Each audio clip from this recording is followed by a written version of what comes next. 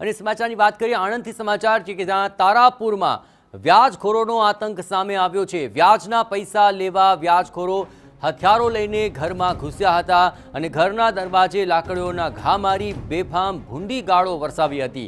તારાપુરની Ayesha park સોસાયટીનો આ બનાવ છે, જ્યાં સમગ્ર ઘટના સીસીટીવી કેમેરામાં કેદ થઈ ચૂકી છે। જેમાં સમગ્ર ઘટના આપ જોઈ રહ્યા છો સીસીટીવી ફૂટેજની અંદર તમામ ઘટના કેદ થઈ। વ્યાજખોર ખેડાના રઢુ ગામનો રહેવાસી હોવાની વિગતો મળી છે। રઢુ ગામના રાજુ ભરવાડે તારાપુરના રહેણાંક વિસ્તારમાં આવીને તોફાન મચાવ્યું હતું। વ્યાજખોર સામે અગાઉ પોલીસ ફરિયાદ કરવામાં આવી હતી। પોલીસે આંખ આડા કાન કર્યા હોવાનો પણ આક્ષેપ લાગી રહ્યો છે। આ વ્યાજખોર ઈસમો સામે અગાઉ તારાપુર પોલીસ સ્ટેશને ફરિયાદ નોંધાવી છતાં પણ તારાપુર પોલીસની કોઈ જ કાર્યવાહી થઈ નથી। રાત્રિના સમયે પરિવાર પહોંચ્યો તારાપુર પોલીસ સ્ટેશન અને આમ છતાં હાજર પીએસઓએ સવારે અરજી લેવાનું કહી પરત મોકલ્યા હતા। વધુ વિગતે વાત કરવા જોડાઈ રહ્યા છે ટીવી 9 સંવાદદાતા ધર્મેન્દ્ર કપાસી। ધર્મેન્દ્ર, શું વધુ વિગતો મળી રહી છે? હાલ શું લાગી રહ્યો છે આક્ષેપ?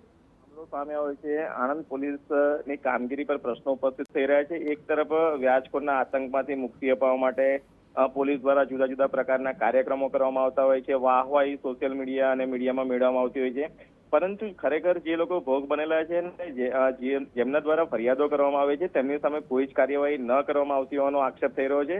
તારાપુરની જે ઘટના સામે આવી છે એની અંદર જે રઢુ ગામના રાજુભાઈ ભીમાભાઈ ભરવાડ નામના જે વ્યક્તિ હતા તેમના દ્વારા તારાપુરની આયશા પાર્ક સોસાયટીની અંદર જઈને જે ખેલ ખેલવામાં આવ્યો હતો, દ્રશ્યોની અંદર પણ સીસીટીવીમાં જોઈ શકાય છે કે મારક હથિયારો સાથે ઘૂસ્યા હતા। જોકે આટલા ગંભીર પ્રકારના બનાવ પછી પણ તારાપુર પોલીસ દ્વારા કોઈ જ કાર્યવાહી હાથ ધરવામાં નથી આવી। ત્યારે પ્રશ્ન એ ઉપસ્થિત રહ્યો છે કે આણંદ જિલ્લામાં નવા આવેલા એસપી દ્વારા પોલીસ સ્ટેશનના અધિકારીઓ વિરુદ્ધ અને જે વ્યાજખોરનો આતંક વરસાવી રહ્યા છે તેમના વિરુદ્ધ કયા પ્રકારની કાર્યવાહી કરવામાં આવે છે તે જોવાનું રહેશે। જી બસ ધર્મેન્દ્ર, તો વ્યાજખોરો સામે હવે કાર્યવાહી થશે કે કેમ તે એક સૌથી મોટો સવાલ છે। વ્યાજખોરો સામે ફરિયાદ દાખલ કરવામાં આવી છતાં સવાર સુધી અરજી લઈશું એમ કહીને લોકોને પરત મોકલી દેવામાં આવ્યા હતા, પરંતુ જે વ્યાજખોરોનો ત્રાસ છે તેનો આ બોલતો પુરાવો સીસીટીવી કેમેરામાં કેદ થયો છે।